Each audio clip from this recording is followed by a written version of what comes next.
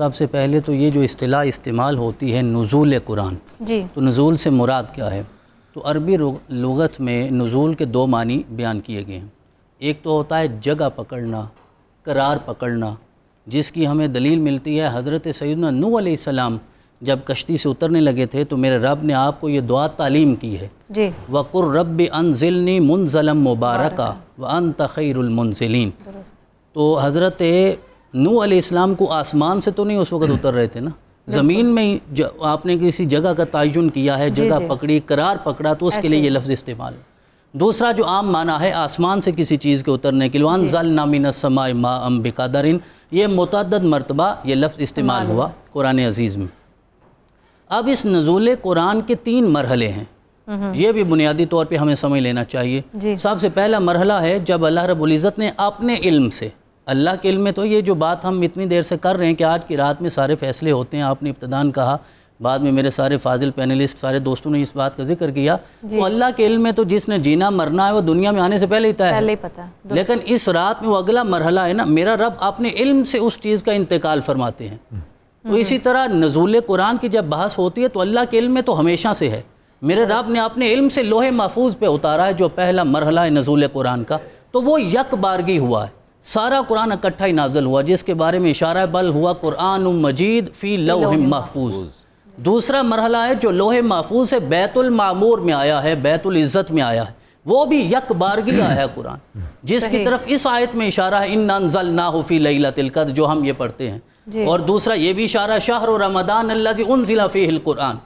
اب وہاں سے بیت المعمور سے، بیت العزت سے قلب مصطفیٰ پہ جو نازل ہوا ہے وہ تدریجاً ہوا ہے، وہ تنزیلاً، وہ تھوڑا تھوڑا ہوا ہے، 22 سال 9 ماہ اور 9 دنوں میں ہوا، جسے ہم عمومی طور پہ 23 سال سے تعبیر کرتے ہیں۔ وَقُرْآنًا فَرَقْنَاهُ لِتَقْرَأَهُ عَلَى النَّاسِ عَلَى مُكْثٍ وَنَزَّلْنَاهُ تَنزِيلًا۔ آپ تو سارے احباب یقیناً اسے جانتے ہیں، لیکن سامعین اور ناظرین کے لیے عرض کرنا چاہوں گا کہ یہاں نزول قرآن کے لیے 2 صیغے استعمال ہوئے، ایک انزال کا، یعنی 2 مصادر استعمال، انزال اور تنزیل کا۔ انزال کا مطلب ہے یک بارگی کسی چیز کا ہو جانا، اور تنزیل ہے نجمن بعد نجمن، تھوڑا تھوڑا کر کے ہونا۔ اب سوال یہ پیدا ہوتا ہے جب پہلی بار یک بار نازل ہو گیا، دوسری بار ہو گیا، تو کیا قلب مصطفیٰ میں اتنی طاقت نہیں تھی ایک بار ہی سارا قرآن نازل ہو جاتا؟ تو اس کی وضاحت قرآن خود کرتا ہے کہ قلب مصطفیٰ کا معاملہ نہیں ہے، اللہ رب العزت کی حکمت یہاں کار فرما ہے۔ سب سے پہلے تو یہ ہے کہ رسول اکرم علیہ تحیت وسنا نے 23 سال جو جد و جہد کرنی تھی، بہت سارے ایسے مراحل آنے تھے جہاں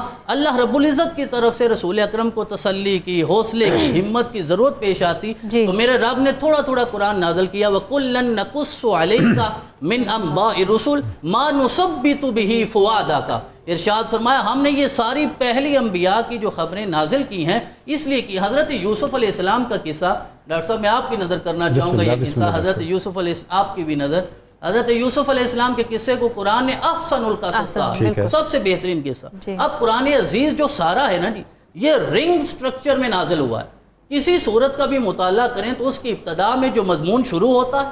اس صورت کے مڈ میں جا کے عروج آتا ہے اور اصل پیغام ملتا ہے، اور اختتام میں جا کے وہیں اسی پیغام پہ ہم بات کو ختم کرتے ہیں۔ مثلا حضرت یوسف علیہ السلام نے خواب دیکھا، اور وہاں عروج کیا ہے جو بتانا مقصود ہے امت کو، وَمَا أُبَرِّئُ نَفْسِي إِنَّ النَّفْسَ لَأَمَّارَةٌ بِالسُّوءِ إِلَّا مَا رَحِمَ رَبِّي، اور آخر میں کہا یا ابت ھذا تأویل رؤیایا من قبل، یہ وہی خواب تھی جو آج تعبیر ہوگی۔ تو سارا قرآن ہمیں رنگ سٹرکچر میں نظر آتا ہے۔ تو رسول اکرم پہ جو سارے پہلے انبیاء کے قصے نازل ہوئے کہ آپ بیان کریں، وہ اس لیے کہ تثبیت قلب ہو، آپ کا دل مضبوط ہو، آپ پریشان نہ ہوں۔ اگر سگے بھائی یہ کر سکتے ہیں تو مکے والے بھی یہ کچھ کر سکتے ہیں، کڑے وقت کے بعد کامیابی مل کے اور اگر حضرت یوسف علیہ السلام یہ کہہ سکتے ہیں لا تثریب علیکم اليوم، اور آج امت کو جناب یوسف کا وہ جملہ یاد رہا، حضرت یوسف کے ساتھ وہ ظلم نہیں ہوئے جو ہمارے آقا کے ساتھ ہوئے، تو آپ نے فتح مکہ کے موقع پہ جو معافی کی داستان رقم کی ہے اس کی مثال ہمیں کہیں نہیں ملتی۔ اور دوسری چیز یہ ہے کہ تدریج، بہت سارے احکامات ہیں، جیسا شراب کا حکم ہے، پہلے ایک درجہ پھر دوسرا پھر تیسرا، اور تیسری یہ بات ہے کہ حفظ کرنے میں آسانی ہو، قرآن کو سمجھنے میں آسانی ہو۔ یوں ہم کہہ سکتے ہیں اللہ کے علم سے ایک بار ہی نازل ہوا، رسول اکرم کے دل پہ 23 سال میں نازل ہوا، اور وہ آقا کے لیے نہیں، وہ ہمارے لیے تھا کہ یک بارگی سب کے لیے اسے یاد کرنا سمجھنا یہ